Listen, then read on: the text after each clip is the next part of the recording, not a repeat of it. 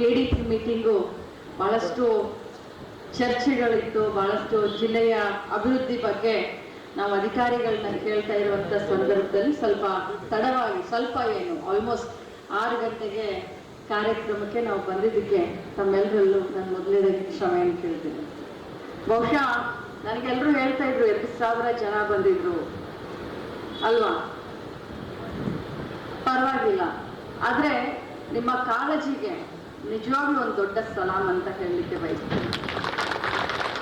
ನಾನು ಯಾವಾಗ ಉಡುಪಿಗೆ ಬರ್ತೀನಿ ಅವಾಗವಾಗ ಒಂದು ಹೊಸತನವನ್ನು ನೋಡಲಿಕ್ಕೆ ನನಗೆ ಸಿಗುತ್ತೆ. ಬಹಳ ಸಂತೋಷ ಅನಿಸುತ್ತೆ ನನಗೆ. ಎಷ್ಟೊಂದು ಮಾದರಿ ಆಗುವಂಥ ಕೆಲಸವನ್ನು ನೀವು ಮಾಡ್ತಾ ಇದ್ದೀರಾ, ಅದು ನಿಸ್ವಾರ್ಥತೆಯಿಂದ. ಯಾಕಂತಂದ್ರೆ ಜನಪ ಎಲ್ಲಿ ರಾಜಕಾರಣದಲ್ಲಿ ನಾಳೆ 4 ಜನ ನಮಗೆ ಓಟ್ ಹಾಕ್ತಾರೆ, ನಾಳೆ ಏನಾದರೂ ನಮಗೆ ಅಧಿಕಾರ ಸಿಕ್ಕತ್ತೆ, ಅದಕ್ಕೆ ನಾವೇನಾದರೂ ಸಮಾಜ ಸೇವೆಯನ್ನ ಮಾಡೋಣ ಅಂತ ಆ ದೃಷ್ಟಿನೂ ಇಲ್ಲ. ಇಲ್ಲಿ ಒಬ್ರು ಆಯುರ್ವೇದಿಕ್ ಡಾಕ್ಟರ್ ಇದ್ದಾರೆ, ಅವ್ರಿಗೆ ರಾಜಕಾರಣಕ್ಕೆ ನನಗನ್ಸುತ್ತೆ ಬಹಳ ದೂರ ಅಂತ. ಅವರು ತಮ್ಮ ಹಾಸ್ಪಿಟಲ್ನಲ್ಲಿ 2 ಬೆಡ್ಡನ್ನ ಸಾಮಾಜಿಕ ಕಾರ್ಯಕ್ಕೆ, ಸಾಮಾಜಿಕ ಸೇವೆಗೆ ಮೀಸಲಾಗಿಟ್ಟಿದ್ದಾರೆ. ಇಂಥ ಒಂದು ನಿಸ್ವಾರ್ಥತೆ ಇದ್ದಂಥ ಮನುಷ್ಯರನ್ನ ನೋಡಿದ್ರೆ, ಆ ಹೃದಯವಂತರನ್ನ ನೋಡಿದ್ರೆ, ನೀವಾಗ್ಲಿ, ಕೃಷ್ಣಮೂರ್ತಿಯವರಾಗ್ಲಿ, ಮೋಹನ್ ಅವರಾಗ್ಲಿ, ಎಲ್ಲದಕ್ಕಿಂತ ನಮ್ಮ ಉದಯ್ ಶೆಟ್ಟಿ ಅವರು 7 ಗ್ರಾಮ ಪಂಚಾಯಿತಿ ಅಧ್ಯಕ್ಷರು, ಸದಸ್ಯರು, ನಿಮ್ಮ ಹೃದಯ ಬಹಳ ಶ್ರೀಮಂತವಾಗಿದೆ ಅಂತ ಹೇಳಲಿಕ್ಕೆ ಅಂದ್ರೂ ಬಯಸ್ತೇನೆ. ಅದು ನನ್ನ ಮನಸ್ಸಿನಿಂದ ಹೇಳಲಿಕ್ಕೆ ಬಯಸ್ತೇನೆ. ನಿಮ್ಮನ್ನ ಮೆಚ್ಚಿಸುವಂತ ಕೆಲಸ ನಾನು ಮಾಡಲಿಕ್ಕೆ ಹೋಗೋದಿಲ್ಲ, ಆದ್ರೆ ನೀವು ನನ್ನನ್ನು ಗೆದ್ದು ಬಿಟ್ಟಿದ್ದೀರಾ ಅಂತಲೂ ಕೂಡ ಹೇಳಲಿಕ್ಕೆ ಬಯಸ್ತೇನೆ. ನೀವು ಆದರ್ಶ, ಸಮಾಜಕ್ಕೂ ಆದರ್ಶ, ರಾಜ್ಯಕ್ಕೂ ಆದರ್ಶ, ನಮ್ಮ ದೇಶಕ್ಕೂ ಆದರ್ಶ. ಇವತ್ತು ಪಕ್ಷ ಅಂತ ಹೊಡೆದಾಡುವಂತ ಈ ಸಂದರ್ಭದಲ್ಲಿ, ಆ ಜಾತಿ ಈ ಜಾತಿ ಅಂತ ಹೊಡೆದಾಡುವಂತ ಈ ಯುಗದಲ್ಲಿ ಪಕ್ಷಾತೀತವಾಗಿ ಬರೀ ಸೇವಾ ಮನೋಭಾವನೆಯನ್ನ ಇಟ್ಕೊಂಡು ಇವತ್ತು ಮನೆಯಲ್ಲಿ ಆರೈಕೆದಾರರ ಏನೋ ಅವ್ರು ಒಂದು ತೊಂದರೆ ಆಗಿ ನಾವು ನೋಡೋದಿಲ್ಲ ಅಂತಂಥವ್ರನ್ನೂ ಕೂಡ ನೀವು ತಮ್ಮ ಇದರಲ್ಲಿ ಆರೈಕೆ ಕೇಂದ್ರಕ್ಕೆ, ಹೆಲ್ತ್ ಕೇರ್ ಸೆಂಟರ್ಗೆ ತೆಗೆದುಕೊಂಡು ಬಂದು 12 ಜನ 13 ಜನ ಒಬ್ಬ ಟ್ರೈನಿಂಗ್ ಡಾಕ್ಟರ್ಗಳು ಅವ್ರನ್ನ ಶುಶ್ರೂಷೆ ಮಾಡೋದನ್ನ ನೋಡಿದ್ರೆ ಆ ನಿಮ್ಮ ಭಾವನೆಗೆ ಆ ದೇವರು ಕೂಡ ತಲೆ ಬಾಗ್ತಾನೆ ಅನ್ನುವಂಥ ಒಂದು ಮಾತನ್ನ ಹೇಳಲಿಕ್ಕೆ ಬಯಸ್ತೇನೆ. ಅದ್ರ ಜೊತೆಯಲ್ಲಿ ನನಗೆ ಉದಯ್ ಕುಮಾರ್ ಶೆಟ್ಟಿಯವರು ತಮ್ಮ ಭಾಷಣವನ್ನ ಮಾಡುವಂತ ಸಂದರ್ಭದಲ್ಲಿ ಹೇಳಿದ್ರು, ಈ ಗಣರಾಜ್ಯ ಘಟಕ ಇದು ಲಾಭ ಮಾಡ್ತಾ ಇದೆ ಅಂತ ಹೇಳಿದ್ರು. ಕಸದಿಂದ ರಸವನ್ನ ತೆಗೆಯುವಂತ ಕೆಲಸ ಕೂಡ ಈ ಒಂದು ವಣಸೆ ಗ್ರಾಮ ಪಂಚಾಯಿತಿ ಮತ್ತು ಅದರ ಒಂದು 7 ಏನು ಸಂಬಂಧಪಟ್ಟಂತ ಗ್ರಾಮ ಪಂಚಾಯಿತಿಗಳು ಕೂಡಿ ಮಾಡ್ತಾ ಇರೋದನ್ನ ನೋಡಿದ್ರೆ ಒಂದು ಪ್ರಗತಿ ಪಥದಲ್ಲೂ ಕೂಡ ತಾವು ಚಿಂತನೆಯನ್ನ ಮಾಡ್ತಾ ಇದ್ದೀರಾ. ಸಾಮಾಜಿಕ ಕಾಳಜಿಯ ಬಗ್ಗೆ ಕೂಡ ಚಿಂತನೆ ಮಾಡ್ತಾ ಇದ್ದೀರಾ. ನಿಮಗೆ ನಿಜವಾಗ್ಲೂ ಹೇಳಬೇಕು ಅಂತಂದ್ರೆ, ನನಗೆ ಮಂಜುನಾಥ್ ಭಂಡಾರಿ ಅವರು ಹೇಳಿದ್ರು ಉಡುಪಿ ಜಿಲ್ಲಾ ರಾಜ್ಯೋತ್ಸವ ಪ್ರಶಸ್ತಿಯನ್ನ ಅಂತ. ನೋ, ಕರ್ನಾಟಕ ರಾಜ್ಯೋತ್ಸವ ಪ್ರಶಸ್ತಿಯನ್ನು ನಾವು ಕೊಡಬೇಕಾಗುತ್ತೆ. ನಿಜವಾಗ್ಲೂ ಬಹುಶಃ ಈ ಕಾರ್ಯಕ್ರಮಕ್ಕೆ 1 ತಿಂಗಳು ಮುಂಚೆ ನಾನೇನಾದರೂ ಬಂದಿದ್ದೆ, ಅವ್ರು ನನಗೆ ಪ್ರತೀಕ್ ನನ್ನ ಹತ್ರ ತುಂಬಾ ತಾವು ಡೇಟ್ ಕೇಳಿದ್ರೆ, ಅವರು ಡೇಟ್ ಕೇಳಿದ್ದಾರೆ. ನಾನು 1 ತಿಂಗಳ ಮುಂಚೆ ಏನಾದರೂ ಈ ಕಾರ್ಯಕ್ರಮಕ್ಕೆ ಬಂದಿದ್ರೆ, ನಾಳೆ ಅವ್ರ ಕೊರಳಲ್ಲಿ, ಅಂದ್ರೆ ಒಂದು ಸಂಸ್ಥೆಗಾಗ್ಲಿ ಒಬ್ಬ ವ್ಯಕ್ತಿಗಾಗ್ಲಿ ಅವ್ರ ಕೊರಳಲ್ಲಿ ನವೆಂಬರ್ 1ನೇ ತಾರೀಕು ಕರ್ನಾಟಕ ರಾಜ್ಯೋತ್ಸವ ಪ್ರಶಸ್ತಿ ಅವ್ರಿಗೆ ಸಿಕ್ಕಿದೆ. ಇಂಥವ್ರಿಗೆ ಪ್ರಶಸ್ತಿಯನ್ನ ಕೊಡೋದ್ರ ಮುಖಾಂತರ ಆ ಪ್ರಶಸ್ತಿಗೂ ಆ ವ್ಯಕ್ತಿಗೂ ಸಮಾನವಾದಂತ ಗೌರವ ಬರ್ತಾ ಇತ್ತು. ನೆವರ್ ಟೂ ಲೇಟ್ ಅಂತ ಹೇಳ್ತೀವಿ, ಪರವಾಗಿಲ್ಲ. ಆದ್ರೆ ಮುಂದಿನ ನವೆಂಬರ್ 1ನೇ ತಾರೀಕು ರಾಜ್ಯೋತ್ಸವ ಪ್ರಶಸ್ತಿ ಉಡುಪಿಯಲ್ಲಿ ಯಾರಿಗಾದ್ರೂ ಮೊದಲನೇದಾಗಿ ಈಗಲೇ ಮೀಸಲು ಮಾಡೋಣ ಅಂತ ವಿಚಾರ ನಾನು ಮಾಡಿದ್ರೆ ಅದು ಉದಯ್ ಕುಮಾರ್ ಶೆಟ್ರು ಅಂತ ತಾವು ಹೇಳಲಿಕ್ಕೆ ಬಯಸ್ತೇನೆ. ಜಾಸ್ತಿ ಮಾತನಾಡಲಿಕ್ಕೆ ನನಗೆ ಮನಸ್ಸಿದ್ರೂ ಕೂಡ ಸಮಯ ಆಗಿದೆ. ಸುಮಾರು ಮಹಿಳೆಯರು ಪಾಪ ನನ್ನ ಆಶಾ ಕಾರ್ಯಕರ್ತರ ಹತ್ರ ಕೂತಿದ್ದಾರೆ, ಮಂತ್ರಿಗಳು ಬರ್ತಾರೆ, ನಾವು ಗೌರವಧನ ತಗೊಳ್ತೀವಿ, ಪರವಾಗಿಲ್ಲ ಇವತ್ತು ಒಂದಿನ ಮನೆಯಲ್ಲಿ ಬಯಸ್ಕೊಳ್ಳೋಣ ಅಂತ ಪಾಪ ಕೂತಿದ್ದಾರೆ. ಕೆಲವೊಂದು ಮಹಿಳೆಯರು ಇದೇ ಊರಿನವ್ರು ಇದ್ದಾರೋ ಏನೋ ಗೊತ್ತಿಲ್ಲ, ಅದ್ರಲ್ಲಿ ಅಣ್ಣ ತಮ್ಮಂದ್ರು ಎಲ್ಲರೂ ಸೇರಿ ಒಂದು ಸಭೆಗೆ ಅಟ್ಲೀಸ್ಟ್ ಒಂದು ಮಂತ್ರಿ ಬಂದಿದ್ದಾರೆ, MLC ಬಂದಿದ್ದಾರೆ, ಜಿಲ್ಲಾಧಿಕಾರಿಗಳು, ಜಿಲ್ಲಾ ಪಂಚಾಯತ್ನ ಆಡಳಿತಾಧಿಕಾರಿ ಬಂದಿದ್ದಾರೆ ಅಂತ ಗೌರವ ತೋರಿಸೋದಕ್ಕೆ 5-6 ಗಂಟೆಯಿಂದ ತಾವು ಕುಳಿತಿದ್ದೀರಲ್ಲ, ತಮ್ಮ ಬದ್ಧತೆಗೂ ಕೂಡ ನಾನು ಮೆಚ್ಚುಗೆಯನ್ನು ವ್ಯಕ್ತಪಡಿಸ್ತೀನಿ. ಈ ಸೇವೆ ನಿರಂತರವಾಗಿರ್ಬೇಕು. ನಾನು ಎಲ್ಲಿ ಹೋದಲ್ಲೂ ಒಂದು ಮಾತನ್ನ ಹೇಳ್ತೀನಿ, ಅಧಿಕಾರ ಶಾಶ್ವತ ಅಲ್ಲ. ಅಧಿಕಾರ ಇದ್ದಂಥ ಸಂದರ್ಭದಲ್ಲಿ ಮಾಡಿದಂಥ ಕಾರ್ಯಗಳು ಶಾಶ್ವತ. ಅಂತ ಕೆಲಸವನ್ನ ಒಬ್ಬ ಸಾದಾ ಗ್ರಾಮ ಪಂಚಾಯತಿ ಸದಸ್ಯರಾಗಿ ಕೂಡ, ಅಧ್ಯಕ್ಷ ಉಪಾಧ್ಯಕ್ಷ ಆಗಿ ಕೂಡ ಒಬ್ಬ MLA MP ಮಾಡಿದಂಥ ಶ್ಲಾಘನೀಯ ಕೆಲಸ ಮಾಡಿ ತೋರಿಸ್ತಾ ಇದ್ದೀರಲ್ಲ, ಗ್ರೇಟ್ ಅಂತ ಹೇಳಲಿಕ್ಕೆ ಬಯಸ್ತೇನೆ. ಸರ್ಕಾರದಿಂದ ನಮ್ಮ ಪ್ರತಿಜ್ಞಾ ಎಲ್ಲವರು ಹೇಳಿದ್ರು, ಯಾವ ರೀತಿ ನಾವು ಕ್ರಿಯಾ ಯೋಜನೆಯನ್ನ ಮಾಡ್ತೀವಿ, ಸರ್ಕಾರದಿಂದ ಅನುದಾನವನ್ನ ಯಾವ ರೀತಿ RDPR ಇರಬಹುದು, ಕೌಶಲ್ಯ ಅಭಿವೃದ್ಧಿ ಇರಬಹುದು, ಅಥವಾ ಆರೋಗ್ಯ ಇಲಾಖೆ, ಹೆಲ್ತ್ ಆರೋಗ್ಯ ಇಲಾಖೆಯಿಂದಿರ್ಬೋದು, ಎಲ್ಲನ್ನೂ ಕೂಡ ಕ್ರೋಢೀಕರಿಸಿ ಗ್ರಾಮ ಪಂಚಾಯಿತಿಯಿಂದ ಹೆಲ್ತ್ ಸೆಸ್ ಅಂತ ಕೂಡ ಕಲೆಕ್ಟ್ ಮಾಡ್ತೀವಿ, ಅದನ್ನು ಕೂಡ ಕ್ರೋಢೀಕರಿಸಿ ಈ ಕಾರ್ಯವನ್ನ ಮಾಡ್ತಾ ಇದೀವಿ ಅಂತ ಹೇಳಿದ್ರು. ಈ ಒಂದು ಕೆಲಸವನ್ನ ನಾವಷ್ಟೇ ಅಲ್ಲ, ಬೇರೆ ಕಾನ್ಸ್ಟಿಟ್ಯೂನ್ಸಿಯ ಗ್ರಾಮ ಪಂಚಾಯಿತಿಗಳು ಕೂಡ ಬಂದು ನೋಡಬೇಕು. ನನಗೆ ಒಂದು ದೊಡ್ಡ ಆಸೆ ಇದೆ, ನನ್ನ ಉಡುಪಿ ಜಿಲ್ಲೆಯಲ್ಲಿ, ನನ್ನ ಉಸ್ತುವಾರಿ ಜಿಲ್ಲೆಯಲ್ಲಿ ಈ ರೀತಿ ಇದೆ, ಆದರೆ ಅಟ್ಲೀಸ್ಟ್ ನನ್ನ ಬೆಳಗಾವಿ ಗ್ರಾಮೀಣ ಕ್ಷೇತ್ರದ ಸದಸ್ಯರು ಮತ್ತು ಅಧ್ಯಕ್ಷರು ಬಂದು ನೋಡಬೇಕು ಅನ್ನುವಂಥದ್ದು ನನಗೂ ಕೂಡ ಬಯಕೆ ಇದೆ. ಮುಂದಿನ ದಿನದಲ್ಲಿ ನಮ್ಮ ಗ್ರಾಮ ಪಂಚಾಯಿತಿ ಅಧ್ಯಕ್ಷಗಳನ್ನ, ಸದಸ್ಯರನ್ನ ಈ ಒಂದು ಗ್ರಾಮ ಪಂಚಾಯತ್ಗೆ ಭೇಟಿ ಕೊಡಿಸ್ತೀನಿ ಅನ್ನುವಂಥ ಮಾತನ್ನು ಕೂಡ ಈ ಸಂದರ್ಭದಲ್ಲಿ ಹೇಳ್ತಾ ತಮ್ಮೆಲ್ಲರಿಗೂ ಕೂಡ ಶುಭಾಶಯವನ್ನ ಹಾರೈಸ್ತೇನೆ. ಇಂಥ ಸೇವೆ ದೇವರ ಸೇವೆ, ಆ ಕೆಲಸ ತಾವು ಮಾಡ್ತಾ ಇದ್ದೀರಾ. ಭಗವಂತ ತಮಗೆ ಆಯುಷ್ಯ ಆರೋಗ್ಯ ಕೊಡ್ಲಿ ಅಂತ ಮನಸಾರೆ ಹಾರೈಸ್ತೀನಿ. ನನಗೆ ಅನ್ನ ಏನೋ ವಿಷಯ ಹೇಳಿದ್ರು, ಬಟ್ ನಿಮ್ಮಂಥವ್ರು ಅಜರಾಮರವಾಗಿ ಈ ಒಂದು ಸಮಾಜದಲ್ಲಿ ಹಸಿರಾಗಿ ಉಳಿತೀರಾ. ತಮ್ಮೆಲ್ಲರೂ ಕೂಡ ದೇವರ ಆಶೀರ್ವಾದ ಆಗಲಿ ಅಂತ ಕೇಳ್ಕೊಂಡು ನಾನು ಮಾತನ್ನು ಮುಗಿಸ್ತೀನಿ. ಎಲ್ಲರಿಗೂ ನಾನು ಕಳೆದ 10 ವರ್ಷಗಳ ಹಿಂದೆ ಈ ಲೋಕಸಭೆ ಸಭೆಗೆ ಹೊರಟ ಸಂದರ್ಭದಲ್ಲಿ ಈ ಬೈಂದೂರು ಕ್ಷೇತ್ರ ನನಗೆ ಬರ್ತಾ ಇತ್ತು. ಮೊನ್ನೆ ಶಾಸಕನಾದ ಮೇಲೆ, ಯಾಕೆಂತಂದ್ರೆ ಬೈಂದೂರು ಬಹಳ ಹತ್ತಿರ ನನಗೆ, ಅದರಲ್ಲೂ ಒಣಸೆ ಕ್ಷೇತ್ರಕ್ಕೆ ಸಂಬಂಧಪಟ್ಟಾಗೆ ಒಂದು ಬಹಳ ನನ್ನ ಹೃದಯದಲ್ಲಿರುವಂಥ ಒಂದು ಕ್ಷೇತ್ರ ಅಂತ ಹೇಳಿದ್ರು ತಪ್ಪಾಗಲಾರ್ದು. ನನ್ನ ಹತ್ರ ಒಂದು ದಿವಸ ಈ ಉದಯ್ ಶೆಟ್ಟರು ಬಂದು ತನ್ನ ಕಾರ್ಯ ಚಟುವಟಿಕೆಗಳನ್ನ ಹೇಳ್ತಾ ಇದ್ರು. ಸುಮಾರು 6 ಸಲ ಅವರು ಈ ಕ್ಷೇತ್ರದಿಂದ ಗ್ರಾಮ ಪಂಚಾಯತಿಯಿಂದ ಗೆದ್ದಂಥವರು. ಅವ್ರ ಹತ್ರ ಈ ಹಲವಾರು ಕಾರ್ಯಕ್ರಮಗಳನ್ನ ಕೇಳ್ತಾ ಇರ್ಬೇಕಾದ್ರೆ ನನಗೆ ಅನಿಸ್ತಾ ಇತ್ತು, ಹಾಗಾದ್ರೆ ಒಬ್ಬ ಮನುಷ್ಯ ಇದನ್ನೆಲ್ಲ ಮಾಡ್ಲಿಕ್ಕೆ ಸಾಧ್ಯತೆ ಇದೆಯಾ? ಅದು ಈ ಒಂದು ಕ್ಷೇತ್ರದಲ್ಲಿ ಇಲ್ಲಿಯ ಜನರನ್ನ ಇಟ್ಕೊಂಡು ಈ ರೀತಿಯ ರಾಜಕಾರಣ ಒತ್ತಡದಲ್ಲಿ ಯಾವ ರೀತಿ ಮಾಡ್ಲಿಕ್ಕೆ ಸಾಧ್ಯ ಇದೆ? ಅದರಲ್ಲೂ ಪಂಚಾಯತ್ ರಾಜ್ಯದಲ್ಲಿ ಒಬ್ಬ ರಿಸೋರ್ಸ್ ಪರ್ಸನ್ ಆಗಿ, ಅದರಲ್ಲೂ ವೇಸ್ಟ್ ಮ್ಯಾನೇಜ್ಮೆಂಟ್ ಅಲ್ಲಿ ತನ್ನದೇ ಆದಂಥ ತರಬೇತಿಯನ್ನ ಪಡ್ಕೊಂಡು ಬಂದು ಇವತ್ತು ಬಹಳಷ್ಟು ಜನ IAS ಆಫೀಸರ್ಸ್ಗಳು ಇಲ್ಲಿ ಭೇಟಿ ನೀಡಿದ್ದಾರೆ. ಬೇರೆ ಬೇರೆ ರಾಜ್ಯಗಳಿಂದ ಚುನಾಯಿತ ಪ್ರತಿನಿಧಿಗಳು ಬಂದಿದ್ದಾರೆ. ಇಂಥ ಹಲವಾರು ಒಂದು ಕಾರ್ಯಕ್ರಮವನ್ನ ಒಬ್ಬ ಮನುಷ್ಯ ಮಾಡ್ತಾ ಇದ್ದಾನೆ, ಎಲ್ಲ ಜನರನ್ನ ಸೇರಿಸ್ಕೊಂಡು. ಆಮೇಲೆ ಕೃಷ್ಣಮೂರ್ತಿ ಮಂಜೂರ್ ಅವ್ರ ಬಗ್ಗೆ ಅವರೆಲ್ಲ ಯಾವ ರೀತಿಯ ಒಂದು ಕೊಡುಗೆಗಳನ್ನ ಈ ಶಾಲೆಗಳನ್ನ ದತ್ತು ತಗೊಳ್ತಾ ಇದ್ದಾರೆ ಅಂತ ಹೇಳಿ. ಈಗ ಮಂತ್ರಿಯವರು ನನ್ನ ಹತ್ರ ಹೇಳ್ತಾ ಇದ್ರು, ಮೇಡಮ್ ಅವ್ರು ಹೇಳ್ತಾ ಇದ್ರು, ನಾವು ಬೆಳಗ್ಗೆಯಿಂದ ಎಷ್ಟೋ ಕೆಲಸ ಮಾಡಿರ್ತೀವಿ, ಆದ್ರೆ ಇಲ್ಲಿ ಬಂದಾಗ ಇಂಥ ದಾನಿಗಳಿಗೆ ನಾವೇನಾದ್ರೂ ಸನ್ಮಾನ ಮಾಡಬೇಕು ಅಂತ ಹೇಳಿದಾಗ ನಮ್ಗೆ ಹೃದಯ ತುಂಬಿ ಬಹಳ ಸಂತೋಷದಿಂದ ನಾವು ಅವರಿಗೆ ಸನ್ಮಾನ ಮಾಡ್ತೀವಿ ಅನ್ನೋ ಮಾತನ್ನ ಹೇಳಿದ್ರು. ಯಾಕೆಂತ ಹೇಳಿದ್ರೆ ನಮಗೆ ಒಂದು ಸನ್ಮಾನ ಮಾಡಬೇಕು ಅಂತ ಹೇಳ್ಬೇಕಾದ್ರೆ ಯಾರೋ ಕರೀತಾರೆ, ಯಾರಿಗೋ ಸನ್ಮಾನ ಮಾಡ್ತೀವಿ, ಯಾರಿಗೋ ಹೋಗ್ತೀವಿ ನಾವು. ಆದ್ರೆ ಇವತ್ತು ಮಂತ್ರಿಗಳು ಹೇಳ್ತಾ ಇದ್ದಂತೆ ನಾನು ಈ ಕಾರ್ಯಕ್ರಮಕ್ಕೆ, ಯಾಕೆಂದ್ರೆ ನನಗೂ ಇನ್ನೊಂದು ಕಾರ್ಯಕ್ರಮ ಇತ್ತು, ಆದ್ರೆ ಈ ಕಾರ್ಯಕ್ರಮಕ್ಕೆ ನಾನು ಬರಲೇಬೇಕು, ನಾನು ಪೂರ್ಣವಾಗಿ ಇದರಲ್ಲಿ ಇರಬೇಕು ಅಂತ ಹೇಳಿದ್ರೆ ಒಂದು ಗ್ರಾಮ ಪಂಚಾಯತಿ ಸದಸ್ಯನಾಗಿ, ಅಲ್ಲಿ ಅಧ್ಯಕ್ಷನಾಗಿ, ಉಪಾಧ್ಯಕ್ಷನಾಗಿ ಎಲ್ಲಾ ಜನರ ಜೊತೆ ಸೇರಿಸ್ಕೊಂಡು, ಎಲ್ಲಾ ಪಕ್ಷದವರನ್ನ, ಎಲ್ಲಾ ಜನರನ್ನ ಸೇರಿಸ್ಕೊಂಡು ತನ್ನ ಗ್ರಾಮವನ್ನ ಯಾವ ರೀತಿ ಅಭಿವೃದ್ಧಿಯನ್ನ ಮಾಡಬಹುದು ಅನ್ನೋದಕ್ಕೆ ಇವತ್ತು ಉತ್ತಮ ಉದಾಹರಣೆ ಯಾರಂತ ಹೇಳಿದ್ರೆ ಉದಯ್ ಕುಮಾರ್ ಶೆಟ್ಟರ್ ಅವರು. ಮೇಡಮ್ ಅವ್ರದ್ದು ಹೇಳ್ತೀನಿ, ಮೇಡಮ್ ನನಗೆ ಹೈಯೆಸ್ಟ್ ಯಾರಾದ್ರೂ ಒಂದು ಗ್ರಾಮ ಪಂಚಾಯತಿ ಸದಸ್ಯರು ನನಗೆ ಏನಾದ್ರೂ ಕಾಟ ಕೊಡೋದು ಅಂದ್ರೆ ಉದಯ್ ಕುಮಾರ್ ಶೆಟ್ಟರ್. ಪ್ರತಿ ಒಂದು ದಿವಸ ಬಂದು ನನ್ನ ಹತ್ರ DC ಅವ್ರ ಹತ್ರ ಮಾತಾಡಿ, CS ಹತ್ರ ಮಾತಾಡಿ, ಪ್ರಿಯಾಂಕ್ ಖರ್ಗೆ ಅವ್ರ ಹತ್ರ ಮಾತಾಡಿ, ಆ ಕೆಲಸ ಆಗ್ಬೇಕು, ಈ ಕೆಲಸ ಆಗ್ಬೇಕು ಅಂತ ಹೇಳಿ ನಾನು ಅವ್ರಿಗೆ ಹೇಳ್ತಾ ಇದ್ದೆ, ನೋಡಪ್ಪ ನಾನು ಶಾಸಕನಾಗಿದ್ದೀನಿ ಅಂತೇಳಿ 2 ಕ್ಷೇತ್ರ ಒಂದು ಬೈಂದೂರಿಗೆ, ಒಂದು ಕುಂದಾಪುರಕ್ಕೆ. ಇನ್ನು ಬೇರೆ 11 ಕ್ಷೇತ್ರದವ್ರು ಯಾರು ನನ್ನ ಹತ್ರ ಕಾಟ ಕೊಡೋದಿಲ್ಲ. ಇವ್ರುಗಳು ಅಂತ ಹೇಳಿದ್ರೆ ನಮ್ಮ ಪ್ರದೀಪ್ ಅಷ್ಟೇ, ಬ್ಲಾಕ್ ಅಧ್ಯಕ್ಷರು ಅಷ್ಟೇ. ಪ್ರತಿ ಒಂದು ನಮಗೆ ರಸ್ತೆ ಸರಿ ಇಲ್ಲ, ನಮಗೆ ಅದು ಸರಿ ಇಲ್ಲ ಅಂತ ಹೇಳಿದ್ರೆ ನಮಗೇನಪ್ಪ ಅಂತಂದ್ರೆ ಅವ್ರು ನೇರವಾಗಿ ಜನರ ಹತ್ರ ಇದ್ರೆ ಜನರನ್ನ ಸ್ಪಂದನೆ ಮಾಡ್ತಾರೆ. ಆ ಜನರ ದೊಗುಗಳನ್ನ ನಮ್ಮ ಹತ್ರ ಬಂದು ಹೇಳ್ತಾರೆ, ನಾವು ಅದನ್ನ ಮಾಡ್ಬೇಕು, ನಮ್ಮ ಕರ್ತವ್ಯ ಅಂತ ಹೇಳ್ಬಿಟ್ಟು. ನಾನಿವತ್ತು DC ಮೇಡಮ್ ಅವ್ರ ಹತ್ರನೇ ಹೇಳ್ತಾ ಇದ್ದೆ, ಜಿಲ್ಲಾಧಿಕಾರಿ ಹತ್ರನು, ಮೇಡಮ್ ನಾವು ಯಾರ್ಯಾರನ್ನ ಗುರುತಿಸ್ತಾ ಇದ್ದೀವಿ, ಇಂಥ ಜನರನ್ನ ನಾವು ಜಿಲ್ಲೆಗೆ ಗುರುತಿಸ್ಬೇಕು ಇವತ್ತು. ಯಾಕೆಂತ ಹೇಳಿದ್ರೆ ಇವತ್ತು ಉದಯ್ ಕುಮಾರ್ ಶೆಟ್ಟರ್ ಇಡೀ ಒಂದು ರಾಜ್ಯಕ್ಕೆ ಮಾದರಿ ಆಗಿದ್ದಾರೆ.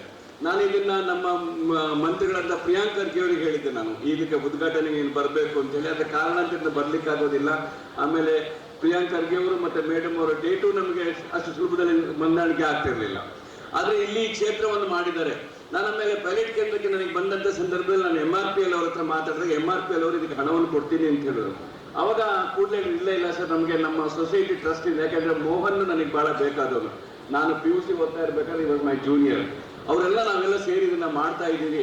ಯಾಕಂದ್ರೆ MRPL ಅವರು ಅಗ್ರಿ ಆಗಿದ್ರು ನನಗೆ ಇದಕ್ಕೆ ಸಂಪೂರ್ಣ ಸಹಕಾರವನ್ನು ಕೊಡ್ತೀನಿ. ನನಗೆ ಯಾಕೆ ಹೇಳಿದ್ರೆ ಮೇಡಮ್ ನನಗೆ ನಿಜವಾಗಿ ಇದ್ರ ಅರ್ಥ ಗೊತ್ತಿರಲಿಲ್ಲ, ಏನು ಪೈಲಟ್ ಕೇಂದ್ರ ಏನು, ಇದ್ರ ಬಗ್ಗೆ ಏನು ಗೊತ್ತಿರಲಿಲ್ಲ. ನನಗೆ ಸಂಪೂರ್ಣ ಚಿತ್ರಣವನ್ನು ಉದಯ್ ಕುಮಾರ್ ಹೇಳಿದಾಗ ನನಗೆ ಅನಿಸ್ತು, ಈ ರೀತಿ ಜನರು ಯೋಚನೆಯನ್ನು ಮಾಡ್ತಾರ, ಸಮಾಜದ ಬಗ್ಗೆ ಈ ರೀತಿಯ ಜನ ಒಂದು ಯೋಚನೆ ಮಾಡೋರು ಇದ್ದಾರ, ಅದರಲ್ಲೂ ಚುನಾಯಿತ ಪ್ರತಿನಿಧಿಗಳಾಗಿ ಈ ರೀತಿ ಯೋಚನೆ ಮಾಡ್ತಾ ಇದ್ದಾರೆ. ಆಮೇಲೆ ನಾನು 2-3 ಸಲ ನನಗೆ, ಯಾಕೆಂದ್ರೆ Prateek is very close to me, ನಾನು ಅವನಿಗೆ ಹೇಳ್ತಾ ಇದ್ದೆ Prateek see whatever Uday Shetty claims he should simply approve it and give it, because he is a totally dedicated, because he is also suffering something, but ಎಲ್ಲ ಅವನ ನೋವನ್ನ ಮನಸ್ಸಲ್ಲಿ ಇಟ್ಕೊಂಡು ಜನರಿಗೋಸ್ಕರ ಒಂದು ಕೆಲಸ ಮಾಡ್ತಾ ಇದ್ದಾನೆ. ಆ ಕೆಲಸ ಮಾಡೋನಿಗೆ I told Pratik, simply blindly support for it, don't question anything. ನಿನಗೆ ಏನಾದ್ರೂ ಆಯ್ತು ಅಂತ ಹೇಳಿದ್ರೆ I will take entire risk ಅಂತ ನನ್ನ ಪ್ರತೀಕಿಗೆ ಹೇಳ್ತಾ ಇದ್ದೆ. ಯಾಕೆಂತಂದ್ರೆ ನಮ್ಮ ಒಬ್ಬ ಪಂಚಾಯತಿ ಸದಸ್ಯ ಇವತ್ತು ಇಡೀ ನಮ್ಮ ಒಂದು ರಾಜ್ಯಕ್ಕೆ ಒಂದು ಉದಾಹರಣೆ ಅಂತ ಹೇಳಿದ್ರೆ ತಪ್ಪಾಗ್ಲಾರ್ದು ಅಂತ ಒಬ್ಬ ಪಂಚಾಯತಿ ಸದಸ್ಯರಾಗಿ ಈಗ ಅಧ್ಯಕ್ಷರಾಗಿ ಇಂಥ ಹಲವಾರು, ಅದರಲ್ಲೂ 7 ಗ್ರಾಮಗಳನ್ನ, ಅದೇ ಮೇಡಮ್ ಅವರು ಈ ಮಂತ್ರಿಗಳು ಹೇಳ್ತಾ ಇದ್ರು, ಒಂದು ಗ್ರಾಮ ಪಂಚಾಯತಿಯಲ್ಲಿ ಒಬ್ಬ 4-5 ಸದಸ್ಯರನ್ನೇ ನಾವು ಸುಧಾರಿಸೋದು ಕಷ್ಟ. ಅಂತದ್ರಲ್ಲಿ 7 ಗ್ರಾಮ ಪಂಚಾಯತಿಯಲ್ಲಿ ಬೇರೆ ಬೇರೆ ಪಕ್ಷದವರು ಬೇರೆ ಬೇರೆ ವ್ಯಕ್ತಿಗಳನ್ನ ಗುರುತಿಸ್ಕೊಂಡು ಮಾಡಬೇಕು ಅಂತ ಹೇಳಿದ್ರೆ ಅಷ್ಟೊಂದು ಸುಲಭದ ಕೆಲಸ ಅಲ್ಲ. ಅದರಲ್ಲೂ ಮುಖ್ಯವಾಗಿ ನಾನು 7 ಪಂಚಾಯತಿಗೆ ಸಂಬಂಧಪಟ್ಟಂತ ಎಲ್ಲ ಜನರನ್ನ ಪಕ್ಷ ಭೇದ ಮರೆತು ಇದಕ್ಕೆ ಒಂದು ಸಹಕಾರವನ್ನು ಕೊಡ್ತಾ ಇದ್ದಾರೆ. ಆ ಒಂದು ಇಲ್ಲಿನ ಜನರು ಇವತ್ತು ಮೇಡಮ್ ಅವ್ರು ಹೇಳಿದಾಗೆ ನಮ್ಗೆ ಕೊಡುಗೆಗಳನ್ನ ಕೊಡ್ಬೇಕು. ಇವತ್ತು ಬಹುಶಃ ಕೃಷ್ಣಮೂರ್ತಿ ಅವರು ನಾವು ಸನ್ಮಾನ ಮಾಡಿದೀವಿ ಅಂತ ಹೇಳಿದಾಗ ನಾವು ಹೃದಯ ತುಂಬಿ, ಯಾಕೆಂತ ಹೇಳಿದ್ರೆ ಒಂದು ಉತ್ತಮ ಉದಾಹರಣೆ ಆಗ್ಬೇಕು ನಮ್ಮ ಈ ರಾಜ್ಯಕ್ಕೆ, ಈ ಜಾಗಕ್ಕೆ ಅನ್ನೋ ಒಂದು ಭಾವನೆಯಿಂದ ಅವ್ರಿಗೆ ಮಾಡ್ತಾ ಇದ್ದೀವಿ. ಅಂತ ಒಂದು ಒಳ್ಳೆಯ ಕಾರ್ಯಕ್ರಮವನ್ನ ಇವತ್ತು ನಮ್ಮ ಉದಯ್ ಕುಮಾರ್ ಶೆಟ್ಟರ್ ನೇತೃತ್ವದಲ್ಲಿ ಎಲ್ಲರೂ ಇಲ್ಲಿ ಸೇರಿ ಈ ಕಾರ್ಯಕ್ರಮವನ್ನು ಮಾಡ್ತಾ ಇದ್ದೀರಾ. ನನಗೆ ಬಹಳ ಸಂತೋಷ ಅಂತ ಹೇಳಿದ್ರೆ ಈ ಮಂತ್ರಿಗಳಿಗೆ, ಅದರಲ್ಲೂ ಈ ಒಂದು ಕನ್ಸರ್ನ್ ಅವರಿಗೆ ಆ ಡಿಪಾರ್ಟ್ಮೆಂಟ್ ಇರೋದ್ರಿಂದ ಇದನ್ನ ನಾವು ರಾಜ್ಯ ಮಟ್ಟಕ್ಕೆ ಇದನ್ನ ತಗೊಂಡೋಗ್ಲಿಕ್ಕೆ ಆಗುತ್ತಾ? ಯಾಕೆಂದ್ರೆ ಯಾವ ರೀತಿಯ ರೋಗಿಗಳು ಬರ್ತಾರೆ ಅಂತ ಹೇಳಿದ್ರೆ, ಪೇಷಂಟ್ಗಳು ಇರ್ತಾರೆ ಅಂತ ಹೇಳಿದ್ರೆ, ಅವ್ರನ್ನ ಮನೆಯವರನ್ನು ಬೇಡ, ಅವ್ರನ್ನ ನೋಡ್ಲಿಕ್ಕೆ ಆಗೋದಿಲ್ಲ, ಆಸ್ಪತ್ರೆಗಳಲ್ಲಿ ಅವ್ರಿಗೆ ಆರೈಕೆ ಮಾಡ್ಲಿಕ್ಕೆ ಆಗೋದಿಲ್ಲ ಅನ್ನೋರನ್ನ ಇವ್ರು ಕರ್ಕೊಂಡು ಬಂದು ನಾವು ನೋಡ್ತೀವಿ ಅಂತ ಹೇಳ್ತಾ ಇದ್ದಾರೆ. ನೋಡಿ, ಯಾವ ಡಾಕ್ಟರ್ಗಳಲ್ಲಿ, ಯಾವ ಆಸ್ಪತ್ರೆಗಳಲ್ಲಿ, ಯಾವ ಮನೆಗಳಲ್ಲಿ ಆ ವ್ಯಕ್ತಿನ ಬೇಡ ಅಂತ ಹೇಳುವಂತ ವ್ಯಕ್ತಿನ ಗುರುತಿಸಿ ಅವರಿಗೆ ಬೇಕಾಗುವಂತ ಎಲ್ಲ ಸೌಲಭ್ಯಗಳನ್ನ ಇವತ್ತು ಮಾಡ್ತಾ ಇದ್ದಾರೆ ಅಂತ ಹೇಳಿದಾಗ ಇದು ನಮ್ಮೆಲ್ಲರ ಕರ್ತವ್ಯ ಅಂತ ತಿಳಿದು ಈ ಕಾರ್ಯಕ್ರಮವನ್ನು ಆಯೋಜನೆ ಮಾಡಿದವರು, ಅದರಲ್ಲೂ ಈಗಾಗಲೇ ಬಹಳ ಸ್ಪಷ್ಟವಾಗಿ ಹೇಳಿದ್ರು ಯಾವ ರೀತಿ ಹೆಸರಿಗೆ ತಕ್ಕಾಗೆ ನಿರಾಮಯ ಅಂತ ಹೇಳಿದ್ರೆ ಯಾವುದು ಅಂತ ಹೇಳಿ ನಮ್ಮ CS ಅವರು ಹೇಳಿದ್ದಾರೆ. ನಿರಾಮಯ ಅಂತ ಹೇಳಿದ್ರೆ ಆರೋಗ್ಯವಾಗಿರುವಂಥದ್ದು. ಅಂತ ಒಂದು ಕೇಂದ್ರಕ್ಕೆ ತಾವೆಲ್ಲರೂ ಬಂದು ಒಂದು ಸಹಕಾರವನ್ನು ಕೊಟ್ಟಿದ್ರೆ ಮುಂದೆನೂ ಕೊಡಬೇಕು ಅಂತ ಹೇಳಿ ನಾನು ವೈಯಕ್ತಿಕವಾಗಿ ನನ್ನಿಂದ ಏನಾಗಬೇಕು ಅದಕ್ಕೆ ಸಂಪೂರ್ಣ ಸಹಕಾರವನ್ನು ಕೊಡ್ತೀನಿ ಅಂತ ಹೇಳಿ ನಾನು 2 ಮಾತನ್ನು ಜೈ ಹಿಂದ್ ಜೈ ಕನ್ನಡ.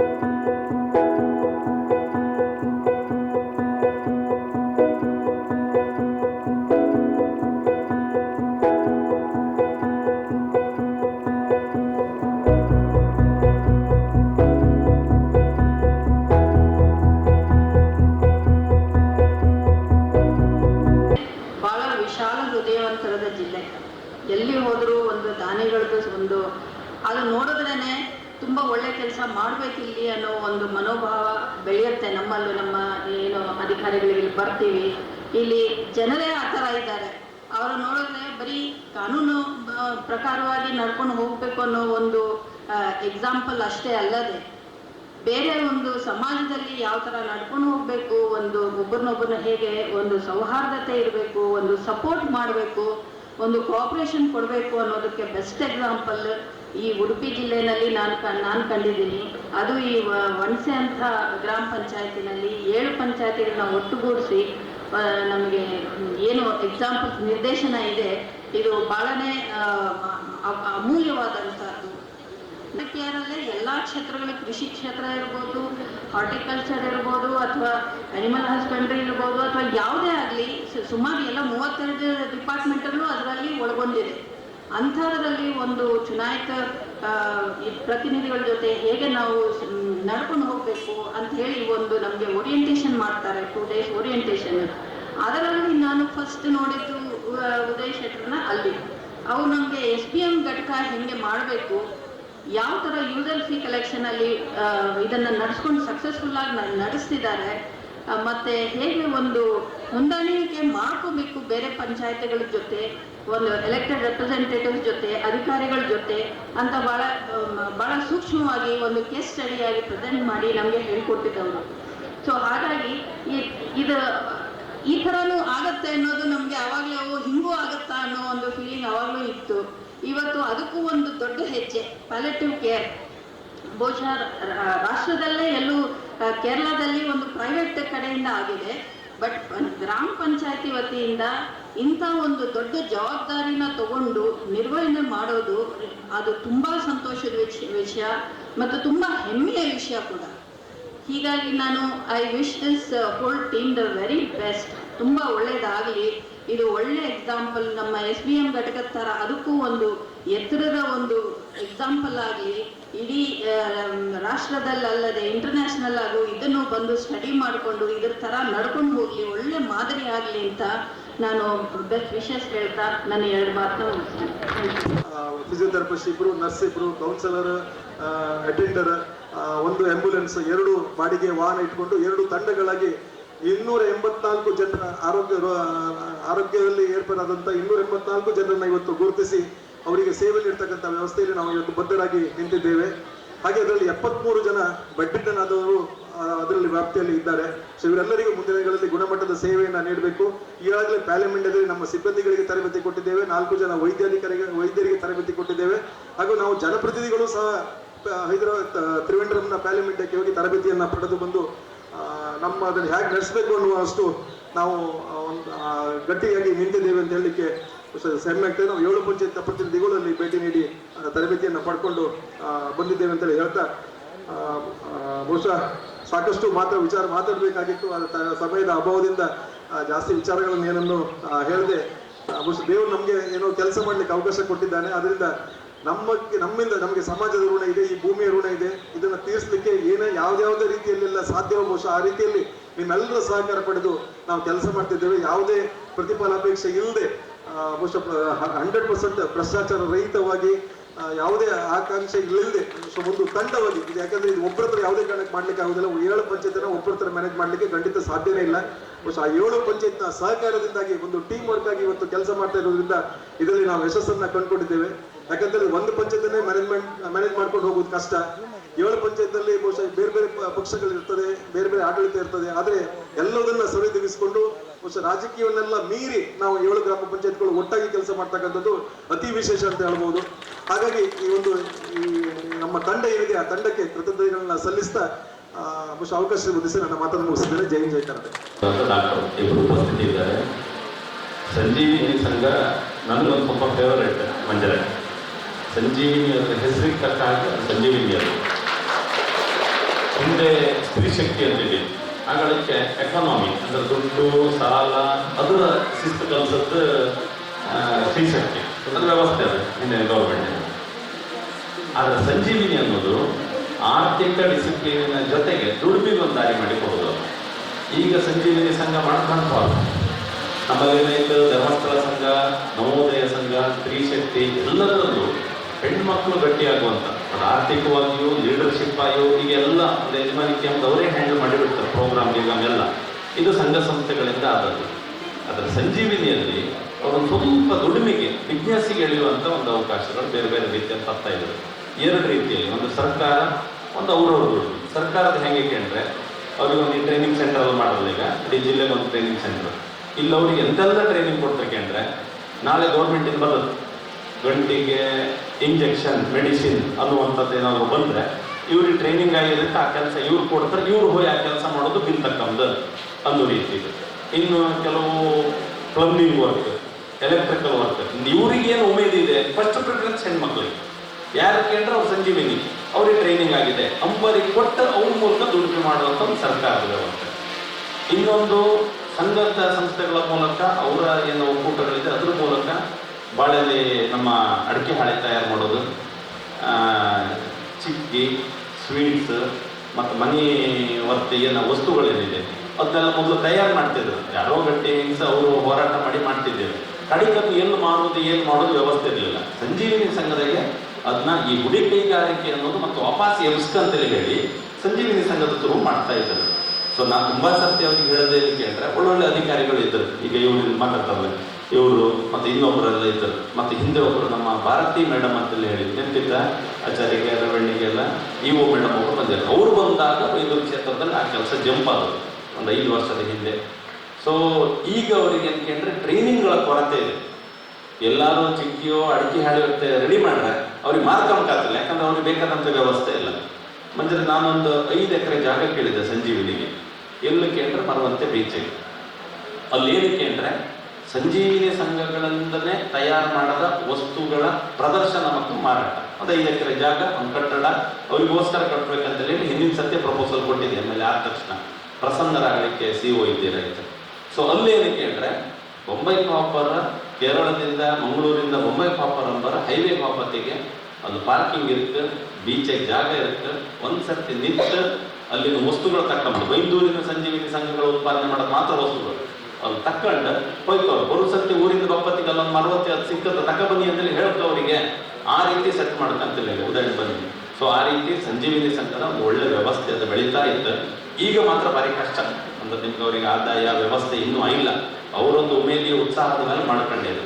ಅವರಿಂದಾಗಿ ಒಂದು ಕೃಷಿ ಶಕ್ತಿ, ಪಶು ಶಕ್ತಿ, ನಿಮ್ಮ ಶಕ್ತಿಗೆ ಅನ್ನೋದು ಸಪ್ರೇಟ್ ಅದು.